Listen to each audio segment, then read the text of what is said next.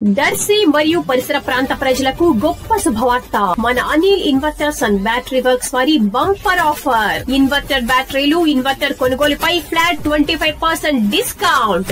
త్వరపడండి, మా వద్ద అన్ని సామర్థ్యం గల బ్యాటరీలు, ఇన్వర్టర్లు లభించును. విచ్చేయండి. Anil inverters and battery works, Addanki road, Darsi. Ongole మాజీ ఎమ్మెల్యే, రాష్ట్ర మాజీ మంత్రివర్యులు, జనసేన నాయకుడు బాలినేని శ్రీనివాసరెడ్డి జనసేన పార్టీ ఆవిర్భావ దినోత్సవ సభలో వైసీపీ నాయకులపైన, మాజీ ముఖ్యమంత్రి వర్యులు జగన్మోహన్ రెడ్డి పైనను, అలాగే ప్రకాశం జిల్లా పరిషత్తు పరిస్థితులపైనను చేసిన విమర్శలకు ప్రకాశం జిల్లా జడ్పీ చైర్పర్సన్ శ్రీమతి బూచెపల్లి వెంకయ్యమ్మ స్పందిస్తూ బాలినేనిని తీవ్రంగా విమర్శిస్తూ ఈరోజు ఆదివారం మీడియా సమావేశంలో మాట్లాడుతూ నా కుర్చీని కూడా టచ్ చేసే అర్హత వాసుకు లేదంటూ ఆగ్రహంగా మాట్లాడటం జరిగింది.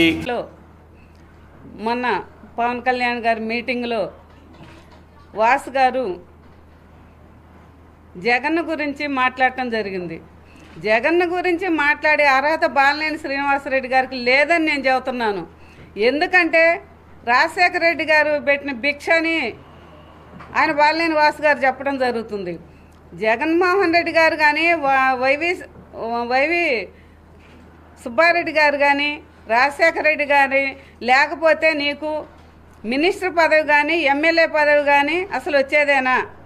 ఈ ఒంగోలులో నేను నాయకుడు అని ఒక రకంగా చెప్పుకుంటా ఉన్నావు.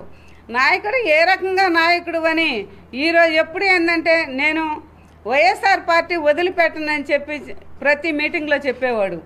మరి ఇవాళ వైఎస్ఆర్ పార్టీలో వదిలిపెట్టి పోతూ కూడా జగన్మోహన్ రెడ్డి గారిని విమర్శించడం చాలా అన్యాయంగా ఉందని నేను చెబుతున్నాను. ప్రతిసారి ఏంటంటే ఏదో ఒక వంకలు పెట్టుకొని బూచేపల్లి మీద, మా కుటుంబం మీద 2004 నుంచి సుబ్బారెడ్డి గారు 2004లో ఇండిపెండెంట్గా గెలవడం జరిగింది. తర్వాత 2009లో మాకు రాజశేఖర రెడ్డి గారు సీట్ ఇవ్వడం జరిగింది. 9లో శివప్రసాద్ రెడ్డి గారికి సీట్ ఇచ్చినప్పుడు ఆ శివప్రసాద్ రెడ్డి గారు గెలవకూడదని చెప్పి ఎంతమందినో పోటీ పెట్టించి, అంటే బూచేపల్లి గెలవకూడదు, ఆయన ఒక్కడే గెలవాలి. మరి అందరికీ మనకి రాజశేఖర రెడ్డి గారే కదా సీట్ ఇచ్చింది, ఆయన అయితే గెలవాలి, ఇంకెవరూ గెలవకూడదు జిల్లాలో. ఆ విధంగా మమ్మల్ని ఇబ్బంది పెట్టడం బాలినేని శ్రీనివాసరెడ్డి అప్పటి నుంచి 2004 నుంచి ఈ రోజు వరకు మనల్ని ప్రతి ఎలక్షన్లో ఇబ్బంది పెడతానే ఉన్నాడు. ప్రతి ఎలక్షన్ శివప్రసాద్ రెడ్డి గారికి ఎవరినో ఒకరిని పెట్టి ఓడించాలి శివప్రసాద్ రెడ్డి గారిని అని ఆయన ఆలోచన అదే, ఓడించాలి, బూచేపల్లిని ఓడించాలి. ఆయన బూచేపల్లిలో గెలవకూడదు, ఆయన గెలవాలి. ఏదైతే ఆలోచనతో ఉన్నారో బూచేపల్లి గెలవకూడదని అనుకున్నారో బూచేపల్లి గెలవలేదు. నువ్వేమైనా గెలిచావా? నువ్వు ఓడిపోయావు కదా. ఎవరు తీసుకున్న గుంతలో వాళ్ళే పడతారు, ఖచ్చితంగా పడతారు. ఈరోజు జగన్మోహన్ రెడ్డి గారిని ఆయనంట ఈసారి గెలవడంట, గెలిచే దమ్ము లేదంట. మరి గెలిచే దమ్ము లేదు. మొన్న మరి గెలిచాడుగా పులివెందర్లో, దమ్ముండి బట్టే గెలిచాడుగా. మళ్ళీ 19 నుంచి ముఖ్యమంత్రి ఎవరు చేసిన విధంగా ఎవరు చేయలే. ఆ విధంగా జగన్మోహన్ రెడ్డి గారు ముఖ్యమంత్రిగా చేసిన విధంగా, ఆ విధంగా 5 సంవత్సరాల దిగ్విజయంగా జగన్మోహన్ రెడ్డి గారు చేసాడు ముఖ్యమంత్రిగా.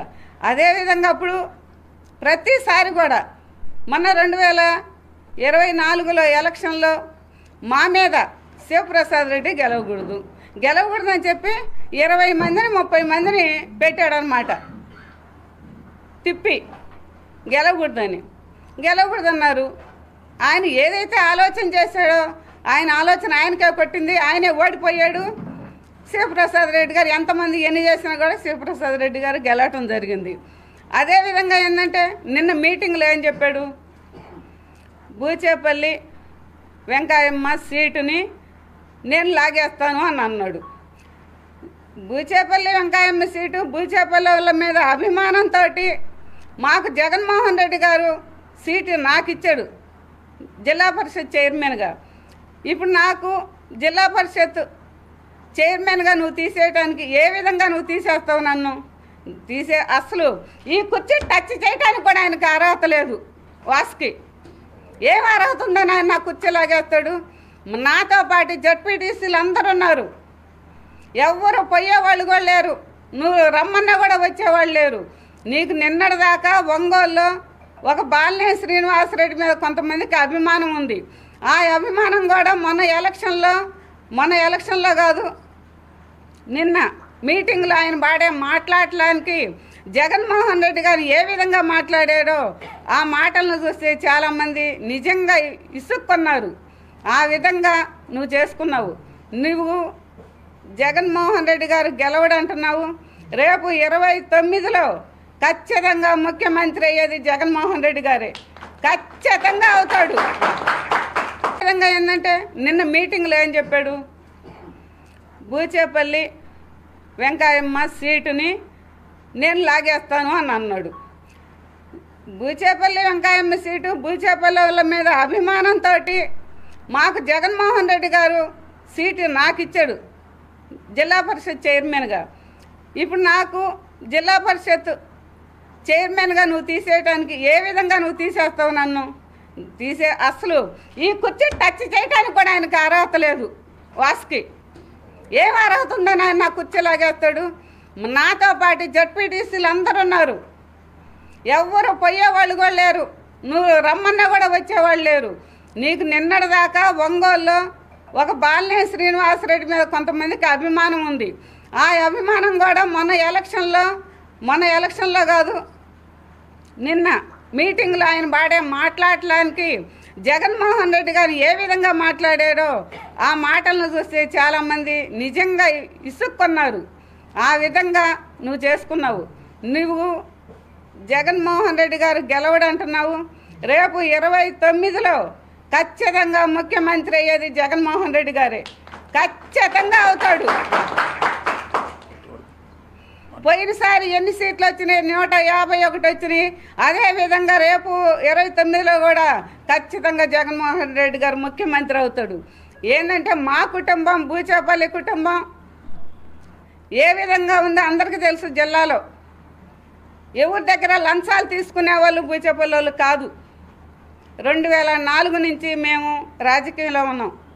మా సుబ్బారెడ్డి గారు ఆశయాలు ఏవైతే ఉన్నాయో ఆయన ఏంటంటే ఒకరికి పెట్టే విధానమే కానీ ఒకరి కాడ లాక్కునే అలవాటు లేదు. ఎవరి దగ్గర లంచాలు తీసుకునే అలవాటు కూడా మాకు లేదు. వాసుకు ఇంకొకసారి చెబుతున్నా, మా కుటుంబం నీలాగా అందరి దగ్గర లంచాలు తీసుకునే కుటుంబం కాదు మాది. ఆ విధంగా మాకు సుబ్బారెడ్డి గారు రాజకీయం నేర్పాడు. అదేవిధంగా ఇప్పటికి కాదు, మేము ఉన్నన్నాళ్ళు జగన్మోహన్ రెడ్డి గారు వెంటనే నడుస్తాము. మాకు పదవి ఉన్నా లేకపోయినా కూడా జగన్మోహన్ రెడ్డి గారితో ఉంటామని సభాముఖంగా మీ అందరికీ తెలియజేసుకుంటున్నాను.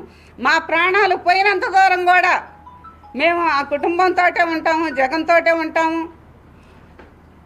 అదేవిధంగా మేము ఈరోజు జిల్లా పరిషత్ చైర్మన్ జగన్మోహన్ రెడ్డి గారు మా కుటుంబం మీద అభిమానం మీద మాకు జిల్లా పరిషత్ చైర్మన్ ఇచ్చారు. ఎప్పుడు ఈ 5 సంవత్సరాలు మేము జిల్లా పరిషత్ చైర్మన్గానే నేనుంటాను.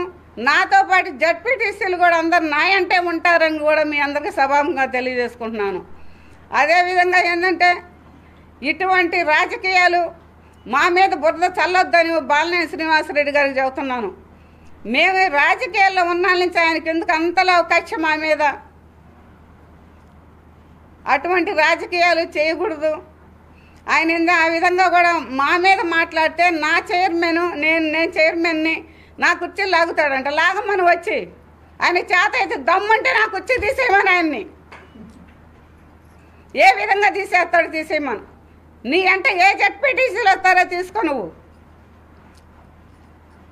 నీ చేత అయితే ఒకరి ఇద్దరు నువ్వు లాక్కున్నా కూడా మా వైఎస్ఆర్ పార్టీలో మా జగన్మోహన్ రెడ్డి గారు ఇచ్చిన జడ్పీటీసీలు అందరూ నీ చేత అయితే నువ్వు మళ్ళీ ఈ పార్టీ వాళ్ళని వైఎస్ఆర్ పార్టీ జడ్పీటీసీలని రాజీనామా చేసి నువ్వు తీసుకో. చేత అయితే బాలినేని శ్రీనివాసరెడ్డి గారికి నేను చెబుతున్నాను.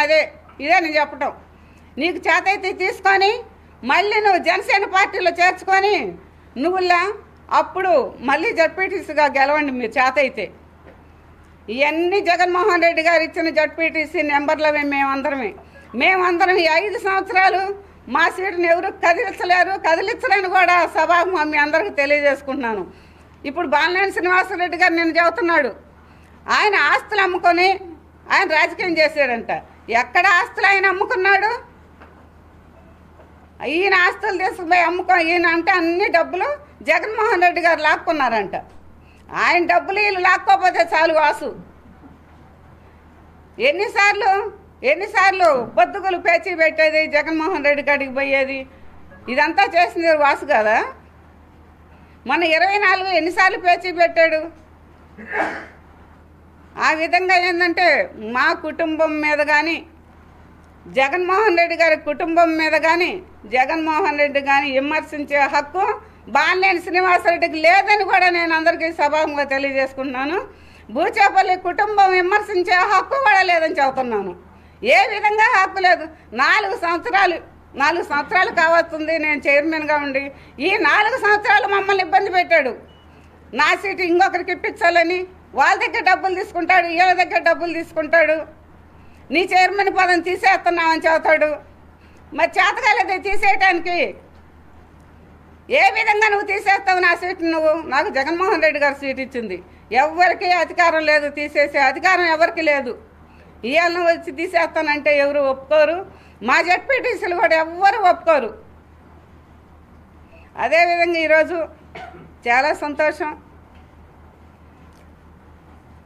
మా కుటుంబం అంటే మన జిల్లాలోనే కాదు, స్టేట్లో కూడా అందరికి చాలామందికి తెలుసు బూచేపల్లి కుటుంబం ఎటువంటిదైంది. ఆయన వాసనంగానే సరిపోదు. అదేవిధంగా ఈరోజు ఈ ప్రెస్ మీట్కి వచ్చిన మా జెడ్పీటీసీలందరికీ, నాయకులకి, కార్యకర్తలకి, ప్రెస్ వాళ్ళకి మరొకసారి నమస్కారాలు తెలియజేసుకుంటూ సెలవు తీసుకుంటాం. మరి ఎందుకు టార్గెట్ అవుతుందంటే అది తెలియదు మాకు. ఆయన తెలియాలి. ఇంకా ఎందుకు టార్గెట్ చేస్తున్నాడో ఆయనకు తెలియాలి.